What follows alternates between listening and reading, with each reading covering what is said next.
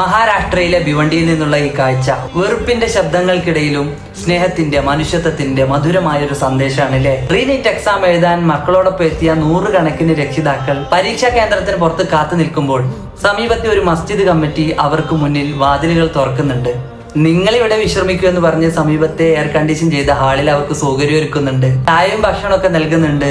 സ്വന്തം കുടുംബാംഗങ്ങളെ പോലെ അവരെയൊക്കെ സൽക്കരിക്കുന്നുണ്ട്. അവിടെ ആരും അവരുടെ മതം നോക്കിയിട്ടില്ല, ആരും ജാതിയോ വിശ്വാസമോ നോക്കിയിട്ടില്ല. ഒരേ ഒരു കാര്യം മാത്രം കണ്ടു, കാത്തു നിൽക്കുന്ന ക്ഷീണിച്ച മനുഷ്യരെ കണ്ട്. പരീക്ഷ കഴിഞ്ഞ് പുറത്തിറങ്ങിയപ്പോ പല ഹൈന്ദവ സഹോദരങ്ങളും മുസ്ലിം സഹോദരങ്ങൾക്ക് നന്ദി പറയുന്നത് കാണാം.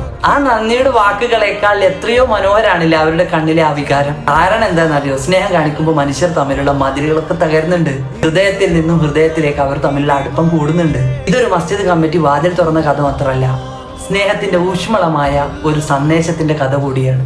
സ്നേഹത്തോടു കൂടി ഒരുമിച്ചിരിക്കാനും ഐക്യത്തോടു കൂടി മുന്നോട്ട് പോകാനും ഒരുമയോടെ നമുക്ക് കഴിയണം. അതാണ് നമ്മുടെ യഥാർത്ഥ ഇന്ത്യ. മതങ്ങളെടോ വേർതിരിക്കാനുള്ള ആയുധമൊന്നുമല്ല, മറിച്ച് ഒന്നിച്ചിരുത്താനുള്ള ഇന്ധനാണ്.